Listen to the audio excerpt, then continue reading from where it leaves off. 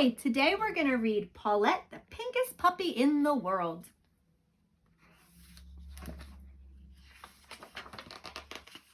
Paulette, the Pinkest Puppy in the World by Tim Bugbird and Stuart Lynch.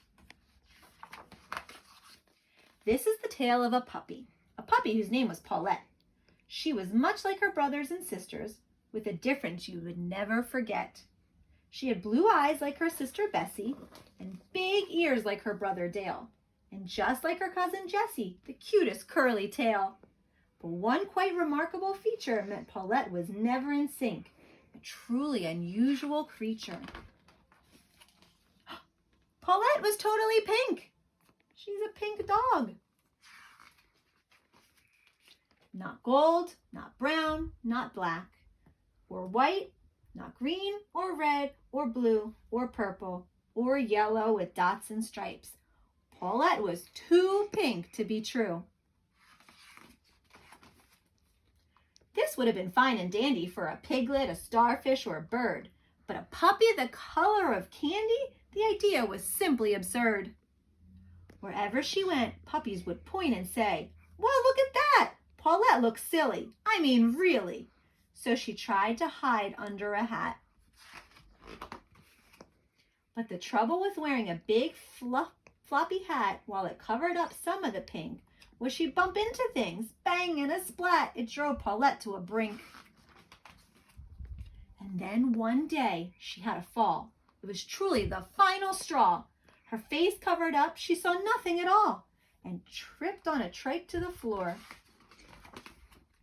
She knocked herself out, but soon came around, and she grabbed what she thought was a post.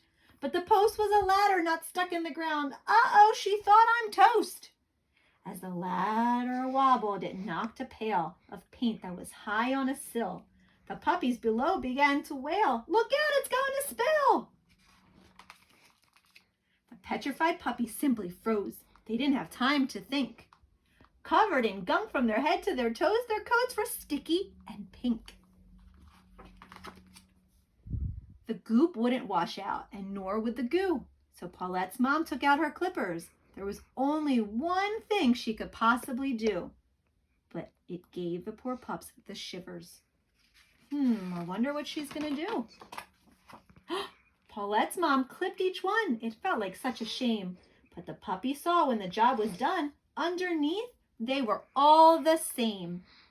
"You're not so different after all," said Mom to Paulette with a wink. And when they look back, I think they'll recall it was nice to be a bit pink. It could have been a disastrous day had Paulette not been the kind to look at things a different way. From the fuss, a thought sprung to mind. She opened up a salon. Pink cuts and more, giving pedicures, perms, and dyes. She was the bark of the park. Now everyone saw Paulette through a fresh pair of eyes. Her clientele were the smartest in town, with coats combed, braided, and curled, and Paulette became famous for miles around for being the happiest pup in the world. The end.